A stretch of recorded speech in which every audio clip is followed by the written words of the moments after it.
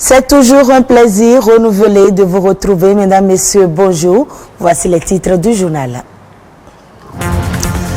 Vers une généralisation des factures normalisées, elle s'impose à tous les secteurs d'activité à compter du 1er juillet prochain. Le bien fondé de cette décision dans ce journal. On parle aussi de l'innovation au féminin, les femmes qui s'intéressent désormais au monde du digital au Bénin, découverte de l'une de ces femmes qui exerce dans le numérique. Et puis, faut-il continuer avec l'utilisation des techniques d'élevage traditionnelles? Michel Babadjide, ardent défenseur de ce concept, assure qu'il va permettre l'essor de l'économie villageoise et nationale.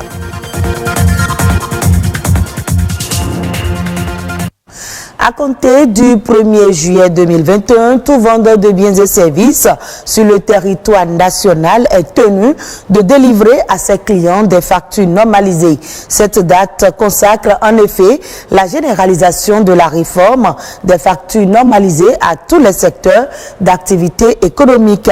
Mais du fait des incompréhensions et mauvaises interprétations, cette annonce suscite des polémiques. Quel est le bien fondé de la réforme des factures normalisées? Élément de réponse dans ce reportage de Alessandra Diotan. Moi, je suis avocat. Vos notes d'honoraires, les clients exigent que ce soit avec les factures normalisées. La voilà une facture. Ce document, délivré en pharmacie, quincaillerie, au niveau des boutiques, hôpitaux et autres lieux aux clients, et qui fait le point des achats ou prestations à la charge de ce dernier. Au Bénin, l'heure est à la réforme de la facture normalisée. Quand on dit facture normalisée, c'est une facture simple, une facture ordinaire que nous connaissons tous, mais à laquelle des éléments de sécurité sont ajoutés pour quand même contrôler un peu ce qui se fait dans les entreprises. La particularité, c'est quoi?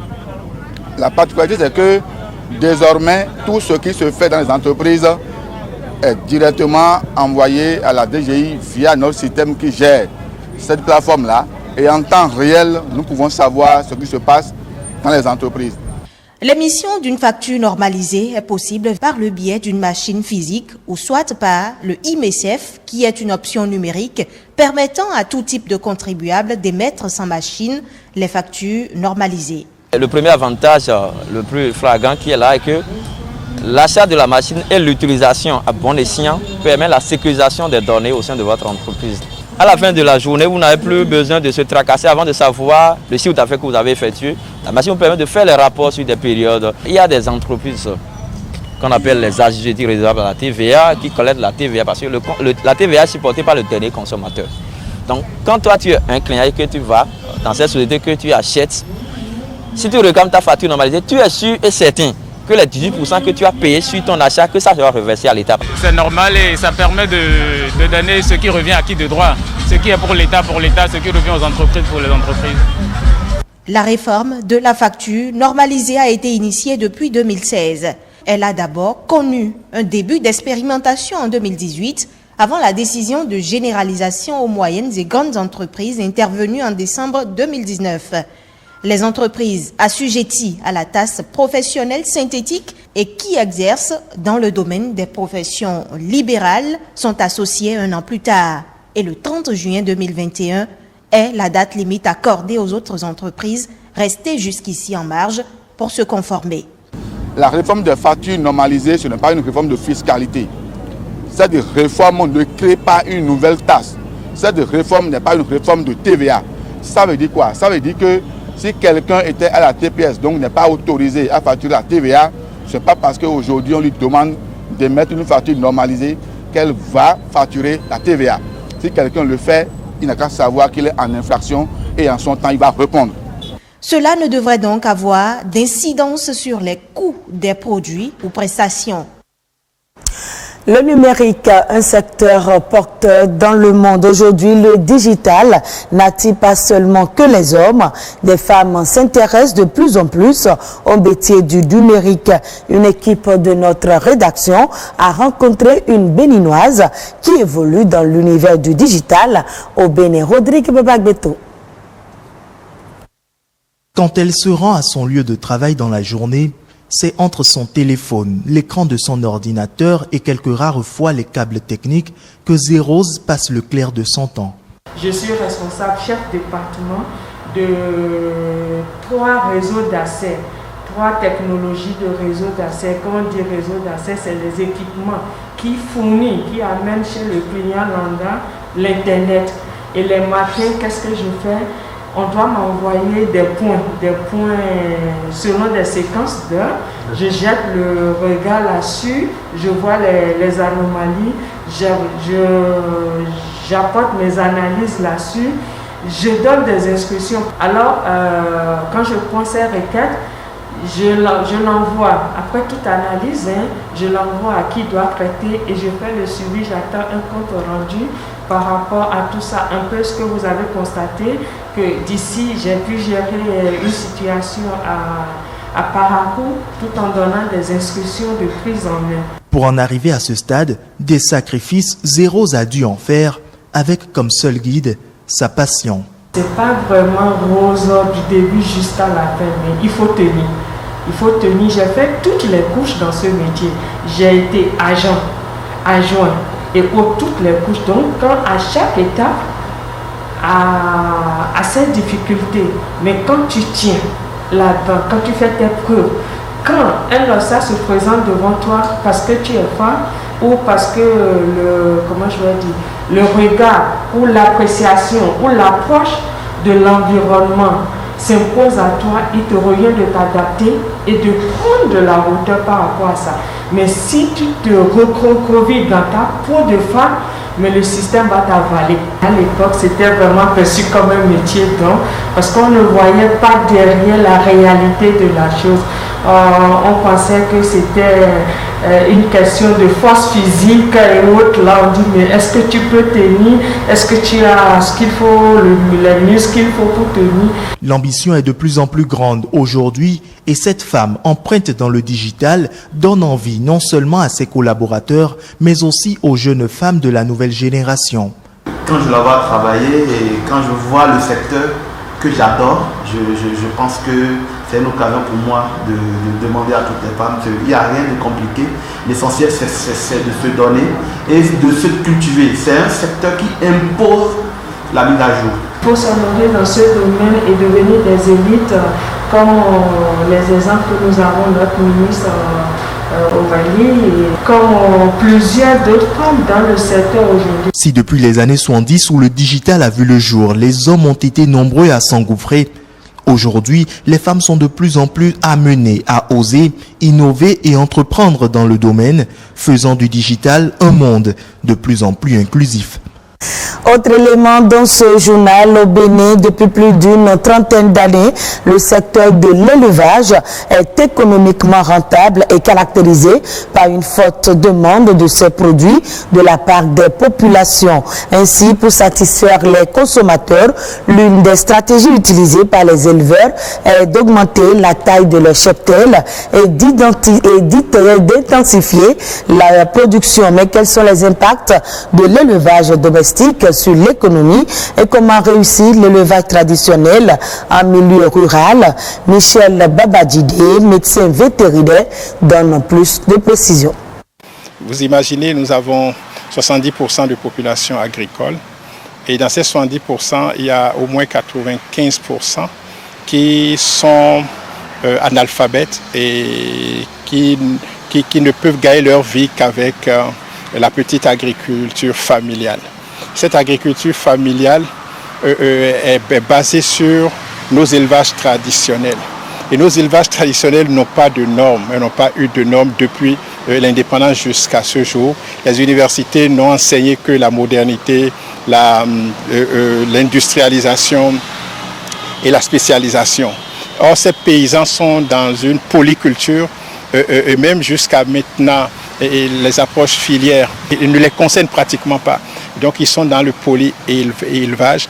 Et quand vous avez de nouvelles normes pour booster ces élevages traditionnels-là, il y a de quoi rêver, quoi. Il y a de quoi rêver. Je dis, une maison de paysans où on peut commercialiser 2000 volailles par an, 2000 lapins par an, 100 ovins, caprins par an, une centaine de porcs par an, 400 pigeons par an, etc. Et je dis, si chaque paysan peut atteindre ce niveau-là, il y a de quoi atteindre l'autosuffisance alimentaire pour chacun, pour le Bénin, et exporter le surplus d'une bonne production vers les autres pays.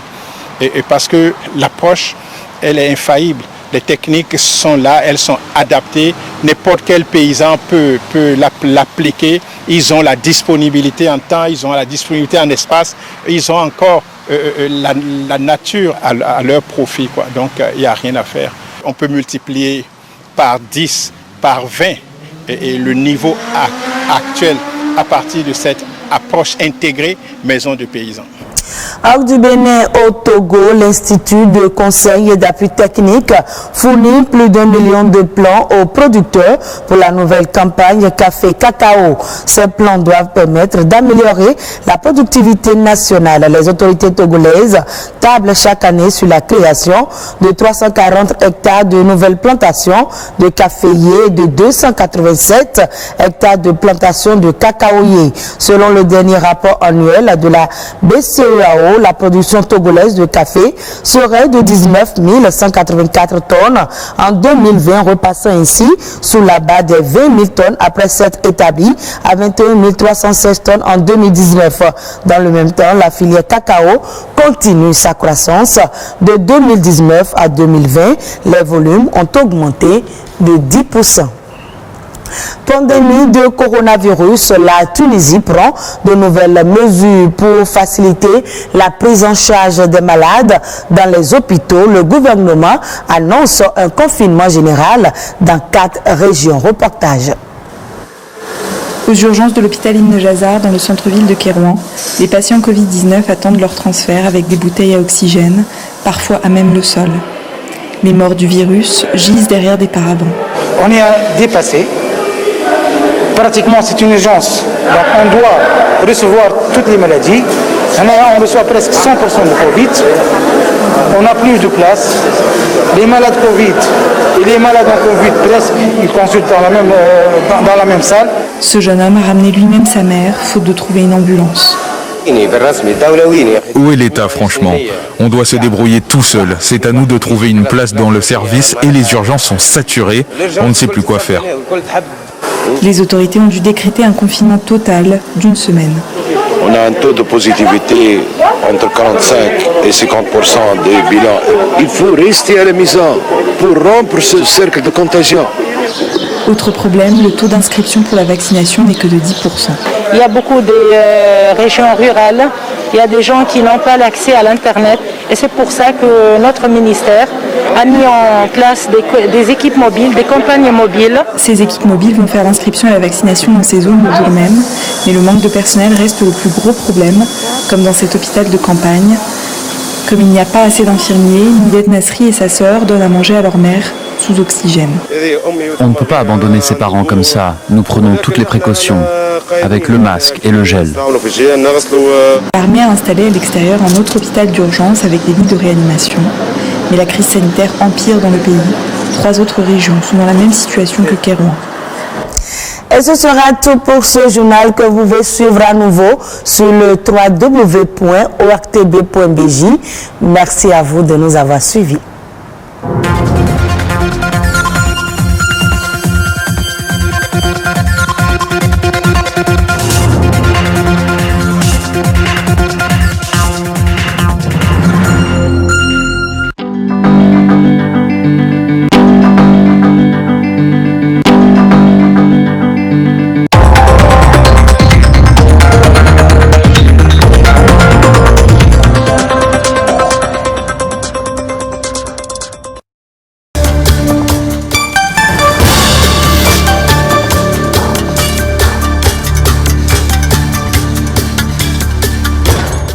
C'est une maladie rare, très rare. Dans le monde, seulement 1 personne sur 1000 en souffre. L'hémophilie est une pathologie du sang héréditaire presque inconnue mais pouvant être fatale. L'hémophilie est une maladie héréditaire caractérisée par un déficit congénital en facteur de coagulation 8, c'est-à-dire le facteur anti-hémophilique A ou le facteur 9, qu'on appelle encore facteur anti-hémophilique. Après une circoncision, chez un enfant hémophile, il y aura des saignements. Ou lorsque l'enfant tombe, on a souvent un enfant qui saigne de façon beaucoup plus prolongée. Plus souvent, les saignements surviennent au niveau des articulations. On parlera d'hématose en médecine. Ou au niveau des muscles, on parlera d'hématome. Le Bénin fait aujourd'hui partie des pays où l'on compte de plus en plus d'hémophiles. L'hémophilie, ce n'est pas que l'affaire de quelques médecins et de quelques parents.